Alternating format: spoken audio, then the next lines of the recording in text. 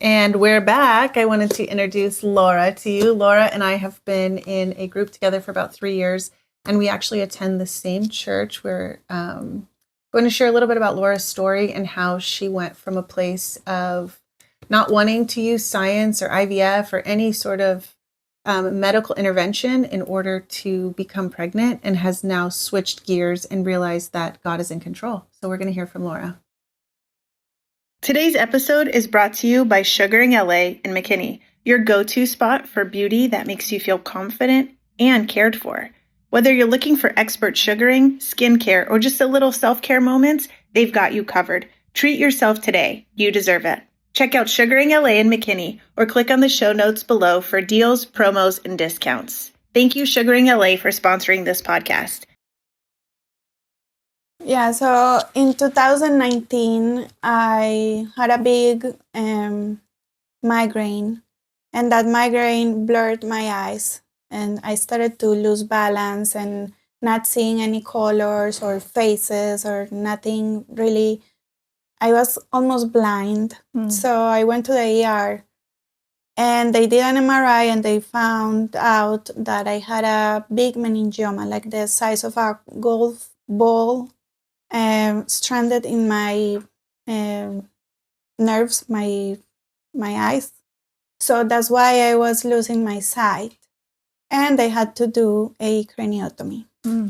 So since the craniotomy, I had some health issues that I have been working in, and one of those issues are fertility, because due to the meningioma, I had to do radiation. And the radiation caused a pituitary gland failure because they radiated in that area. So right now I don't have any cycles. I don't produce any female hormones. Everything is flatlined. So I have to go through medical help to try and get pregnant. But before knowing that, I was just trying to trust God and trying to not overstep on what He is, which He's the one who allows us to be parents and have children.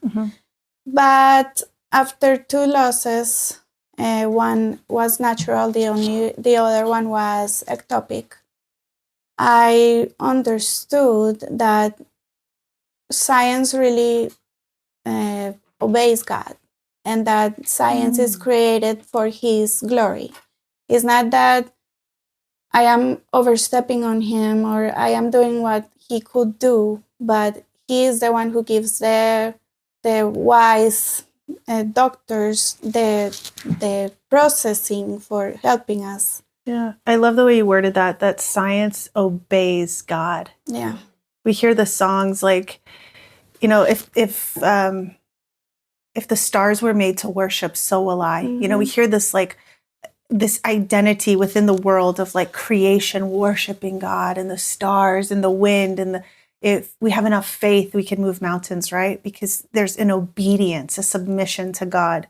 And so you saying that science obeys God, that is radical to me. That is so raw and real, because it does obey God. Nothing is outside of His sovereignty. Nothing is outside of His plan. Nothing is a surprise to Him.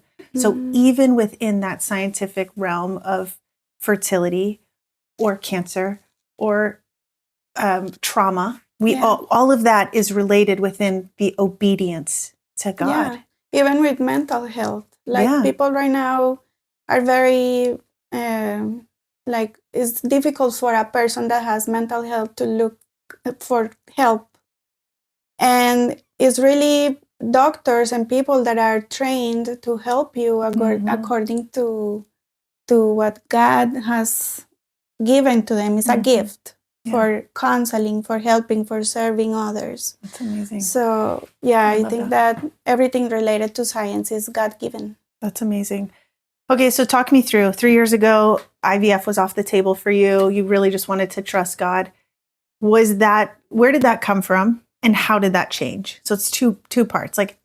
How did you decide that was did you ever think this is disobedient if I were to choose this, or I'm going to give God this much time and then decide? Like, what was that process for you? Well, I really thought that God can do impossible things, and that if He wanted me to be a mom, it was going to happen. But the more I understood my issues, my health issues, the more I understood that I needed medical help. And I thought before that looking for IVF was like doing God's job, like trying to find help in something human and not something spiritual.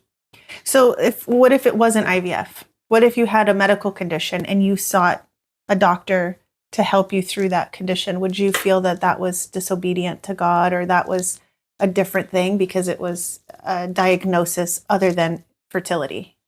No, it was just infertility because it's about life. It's about creating a human being through science. That was my issue, that I thought that this embryo made in a lab by doctors, by specialists, was like they were playing God. They were playing the part of Him creating this life. But then in the meetings that we have, I told you about it, and it was like, I have issues. I think I even cried that day because I didn't know what to do. And then your friend told her story about her IVF journey, that I think she was one of the first women to have IVF done. And in that day, it was like some curtain fell down, like something got out of my sight. And I understood then, even if I go through IVF, even if I hire the most amazing doctor in the whole world to do this IVF treatment, the only one that can create life is God. Right. Like, there is an embryo there, but the embryo is going to live only if God allows that embryo to live. Yeah. So that's what I say when people ask me about IVF or any sort of support to become pregnant, is that God is the giver of life. And it is in His sovereignty and is His plan and His desire and His timing that would come to fruition, whether it is through intervention or prayer or just the traditional way of becoming parents. And it's really hard, I think, because there's people out there that are pregnant that don't want kids. There's abortion that was legal for a season or a time, and I don't know where it is right now in terms of like what's legal and what's not, but there's all these other people that are like, oh, I didn't want to get pregnant, or I accidentally got pregnant, or I have all these kids. And then here's the women in our group that are like, okay, Lord, like all I want is for this to happen. Yeah. Like, how do you reconcile that in your mind? How does that play out for you when you're like, okay, well, I see it happening here, but it's just not happening yet for us? Well, honestly, it's something difficult. It's not like a happy thought that I have and just everything goes away. It's a lot of struggle mentally, emotionally, to understand that some people do it so easy, and for us it's more complicated. But it's like that relationship with God, that when you really are trusting Him, He gives you the peace and the joy that you don't even understand. Like, I think if I was not close to God, well, how would I feel? How would I feel right now? Like, I would be so depressed. But it's just, I don't know, the understanding that He's got all control on this. And there is nothing that me or a doctor or somebody else can do for me. And He's gonna open doors, close doors, show us if we can be parents or maybe we can't, but it's just peace. So walking through this, do you ever feel that you're responsible? Do you ever blame yourself? Do you ever look back and say, like, I did X, Y, and Z, I caused this, or this is my fault? And I'm going to preface this with saying a lot of people come to this table and say, hey, like, I did this. I caused this. This was a choice that I made, and now I'm being punished. Do you wrestle with those kind of thoughts? I used to, because before my brain tumor, I was like I've been a Christian since I am 5 years old, but only at the moment where I was in a hospital bed, that I was almost blind, that multiple neurosurgeons will tell me it's gonna be very difficult, you're gonna be blind, you could die, so many things can go wrong. Only at that moment I got to really know who was God to me. And I was blaming myself because I thought it was due to my sin that all of this happened.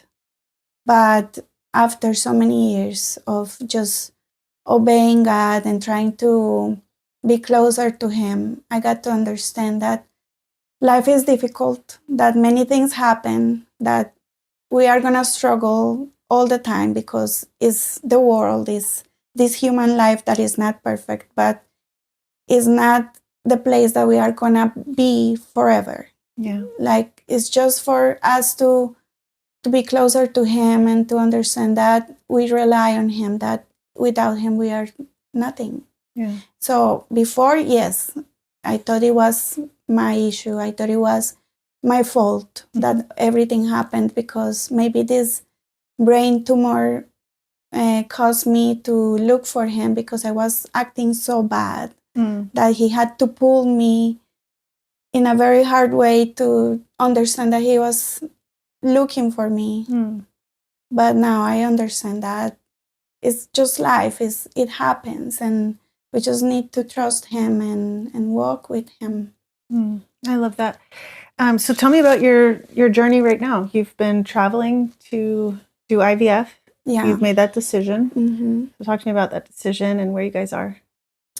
So we decided to go to Colombia in South America to do IVF. It started with a lot of hope, and then it got really difficult. Like, IVF is not fun. It's not easy. And we stayed there for a year. We tried twice to have a baby. It didn't happen. You did 2 transfers. 2 transfers. In Colombia? In Colombia. How many, were your eggs retrieved there? Yes. And how many eggs did you retrieve? The first time we retrieved 3 eggs. Out of those 3, only 1 survived. We transferred that egg and it didn't work. Okay. The second time we retrieved 11. Wow. Out of the 11, only 2 survived. Wow. And one of those 2 eggs is perfect. Like, the best qualification that an egg can have is a AA, whatever. Like, people that are doing IVF know about those letters and those numbers. and then at that moment, I again fell into that human side. Like, the embryo is perfect, so it's not gonna be the embryo's fault if it doesn't survive. It's gonna be my fault because my body is not ready. Sorry. Because my body is not ready for it. So when I heard the doctor saying, "You have a perfect embryo, this is great news," I was like, not really, because if the embryo dies, it's my fault. So since that moment, I just begged God, like, I'm not ready. I can't transfer this baby, so just don't let my body to be ready to take the embryo. And even in that moment, when you are having so much doubt, God is so good, because in IVF, your lining needs to get to a certain size, Thickness. to transfer an embryo. And we tried for 27 days, and the thickness didn't go more than 6. And it has to be like 6.5 minimum. So my doctor looked at me and he was like, "I'm sorry, we have to cancel and we have to freeze the embryos." So he was like, I'm so sorry, Laura. I know you were trying so much. You had so much hope. And I was smiling. And I was like, no, it's okay. It's okay. It's the answer I needed because I was not ready. So right now, we are preparing to go back in March. We are going on the 22nd. He's going with you? Well, he's going in one part of the trip. Okay. And then I'll be there by myself because the embryo already is frozen. We don't need to be together for that. That's so crazy to me. Yeah. Is that crazy that you can get pregnant in Colombia while your husband is here with his baby? Like, that would just be like so like, wow. Yeah. Like, could you imagine this? Like 30 years ago, that wasn't even a thing, and now we're like, oh yeah, just fly to Colombia. Like, anyway, I'm sorry, I digress. Go on. Yeah. So right now I feel ready because I keep telling to myself like God is sovereign. It's not me. Oh, and then I came back and I told this story to my sister-in-law who has 3 IVF babies. And I told her, like, I couldn't take it because the embryo is perfect. And what if the embryo dies? It's my fault. And she was like, no, it's not, because you are not God. God is the one that provides life, not you. And I was like, I forgot it again. I forgot that it's God who is the one that provides life. So now I am again like in that mentality of just do what is on your side. Be healthy, eat healthy, work out, prepare your body for this transfer, but let God be God. And He's the one who's going to say yes or no. So that's where we are right now. So you have 2 embryos, but one is a double A perfect embryo. Yes. And that's the one you're going to transfer in March. Yeah. Oh my gosh, that's so exciting. Yeah. So we shall see what happens. So you go back to Colombia and then there's a series of medication that you need to take? Yeah. It's going to be about 2 or 3 weeks of preparation before we can do the transfer. And you have support down there? Yeah. Yeah. Why did you choose Colombia? Can I be honest? Please. Unfiltered. Because here in the US, I felt not heard. I felt like I had a cash sign in my forehead for the doctors.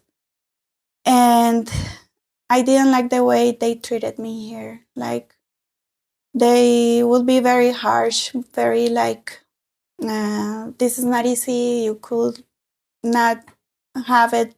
Like, it's not going to be perfect. And I just felt like not her, the doctor was not human enough for me. And this process is very emotional. So I needed a doctor that really like heard me and took the time to sit with me and talk to me. And they would be like, okay, I have another patient. See you later. Do this blood test. And if this medicine doesn't work, then we do IVF.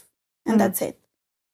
And I went through like 3 different doctors and they all felt like they could make a lot of money off of me, but I didn't feel the support that I needed. So that's why we chose to go abroad. And you're from Colombia. Yeah. So you have family there, and so that's why you chose Colombia. Yeah. Do you feel that their medical system is very different? Yeah. Do you feel supported in the way that you were hoping for? Yeah, it's way different. It's crazy. It's like they are so friendly. Even the person in the coffee shop knows your story. They all know what is going on, what is my stage in the treatment. I don't need to repeat my name every time I go to an appointment like it happens here. And the doctor he hugs me. He's like, everything is okay. We are going to make it. Think positive. We got this. God is with us, So it's very different to the experience I had here. That's amazing. That's such a completely foreign experience for most of us here in the medical field. Like, I fill out the paperwork and then I fill it out digitally before I get there, and then I have to fill it out again and they still don't know my name. So it's kind of like, what are we doing here? Yeah, and here you have to talk through a nurse, and then the nurse talks to another person, so the doctor gets the message. In Colombia, you talk with the doctor directly through WhatsApp. Like it's very Yeah, you were informal. texting him just now before we Yeah. started. And there's a coffee shop there? That's amazing. Yeah. Like, that's like the coolest thing ever. Why do we not have coffee shops here in our doctor's office? I mean, we make a lot of money. And we can think of something like that. Maybe we can start a coffee shop at the Infertility Clinic. And pastries. Yes, and pastries. Yeah. Very cool. So tell me, has it affected your faith? And I'm sure faith is not linear, right? We don't look at it and like, oh, look, I've been so steadfast. It kind of goes in dips and then it rises and you feel this comfort and this peace and then you feel anguish. What has this journey been like for you as you're kind of navigating that with your faith? What? It's a roller coaster. And that was one of the reasons why I begged God to not allow my body to respond to the medicine. Because I found out that my focus was the embryo or the treatment. It wasn't God. Like I put God to a side and then I was everything through IVF, everything through fertility. Like it's weird because in IVF you feel like your life is in a pause. Everything disappears. And it's just that treatment that is in your mind and in your daily living all the time, like working through that.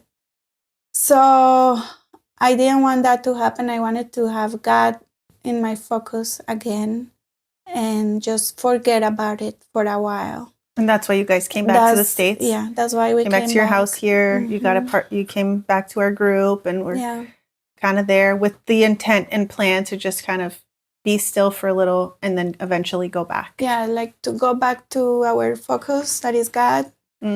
Recover that faith that we lost somehow during the treatment and go again and try again, but understanding that this is just science. This is not anything bigger than Him. So this is science. This is not bigger than God. I love that. So you actually texted me while you were in Colombia and you told me that when they did that first transfer. Oh, yeah. You want to share that story?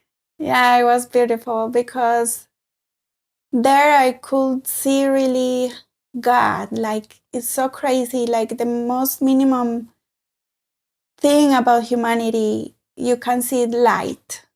And in the Bible, we see a lot that God is that light, that we are salt and light to the world, and all of these Bible words.